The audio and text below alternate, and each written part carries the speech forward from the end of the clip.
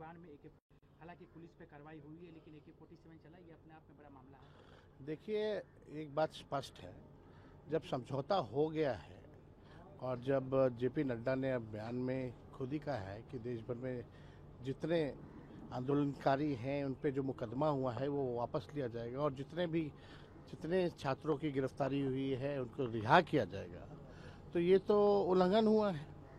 और ये स्पष्ट है कि जब देश के किसी भी राज्य में, यहाँ तक दिल्ली में भी जो है AK-47 गोलियां नहीं चलाई गई हैं, तो बिहार राज्य में किसके आदेश से AK-47 जो है गोलियां जो है चलाई गई हैं।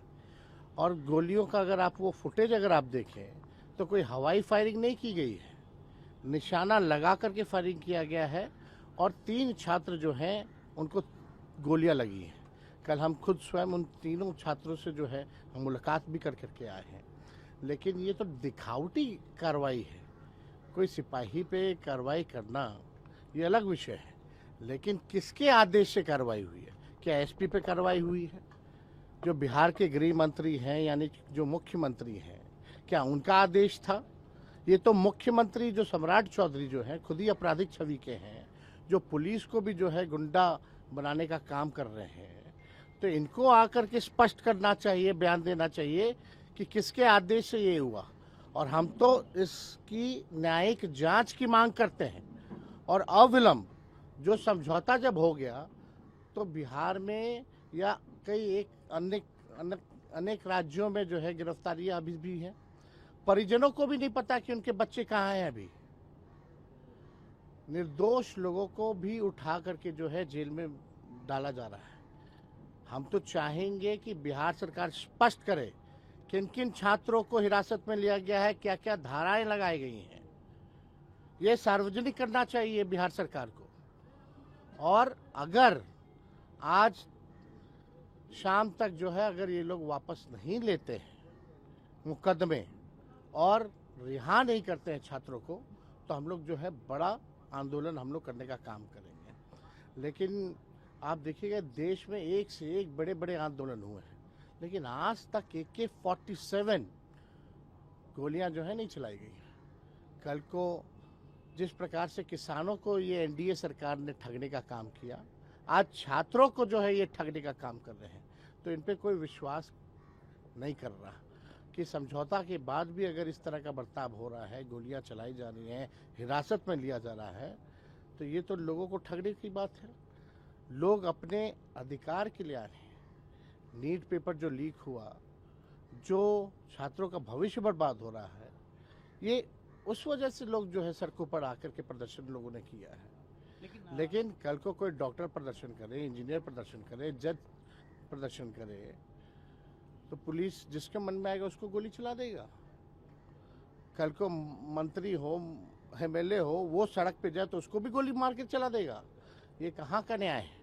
तो हम लोग इसकी न्यायिक जांच की मांग करते हैं और मुख्यमंत्री को स्पष्ट करना चाहिए खुद आकर के, क्योंकि गृह मंत्रालय उनके हाथ में है, कि किसके आदेश पे चला, क्या घटना हुई, ये स्पष्ट करनी चाहिए और पूरा ब्यौरा देना चाहिए कि कितने छात्रों की गिरफ्तारी हुई है, क्या क्या धाराएं लगाई गई हैं और उनके परिजनों को सूचित किया गया कि नहीं किया गया।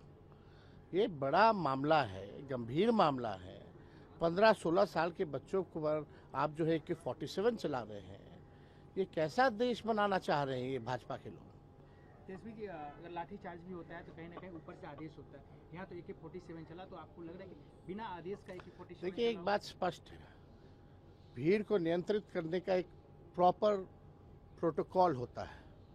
उस प्रोटोकॉल को क्या इन लोगों ने माना है, नहीं माना?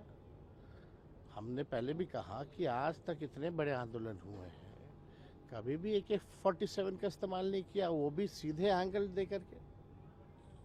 तो ये तो बहुत ही गंभीर मामला है।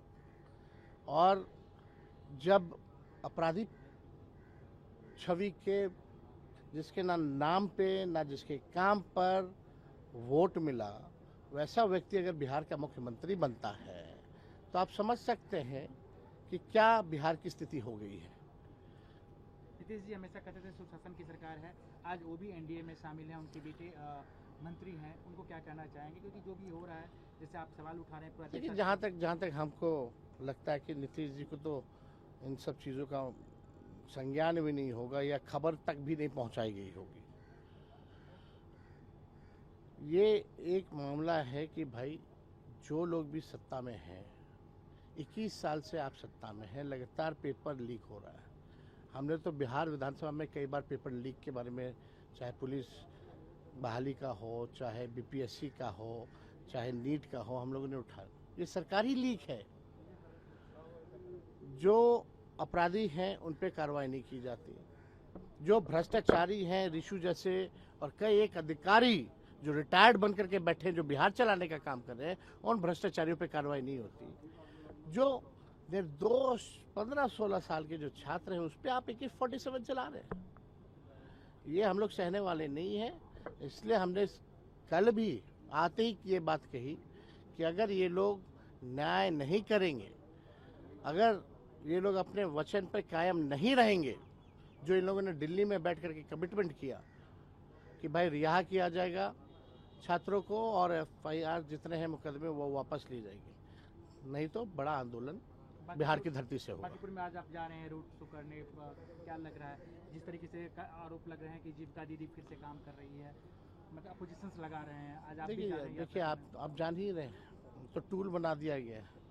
इसमें तो बिहार सरकार को स्पष्ट करना चाहिए, जो अधिकारी हैं, इलेक्शन कमीशन के जो लोग हैं, उनको स्पष्ट करना चाहिए किस आधार पे किया जा रहा है। तो ये लोग तो ठगने का काम कर रहे हैं। लोगों को 2 लाख का वादा किया गया था, 2 करोड़ महिलाओं को 10-10 हज़ार रुपये चुनाव के समय दिया गया था, लेकिन अब जो है पेंशन देने के लायक कर्मचारियों को पैसा नहीं है। जो स्थिति है 1,90,000 कब दोगे, इसकी अभी कोई गारंटी नहीं है। बिहार में पैसे की बहुत बात आ रही है कि मतलब कई डिपार्टमेंट है, RCD, RW, इन सब में पैसे नहीं है। कुछ सरकार को इन भ्रष्टाचारियों ने, दलालों ने बिहार का खजाना साफ कर गए हैं। कई भ्रष्टाचारी जो रिटायर्ड अधिकारी हैं, जो गैंग है उनका, और जो संरक्षण देने वाले जो मंत्री हैं, ये सब लोगों ने बर्बाद कर दिया बिहार को।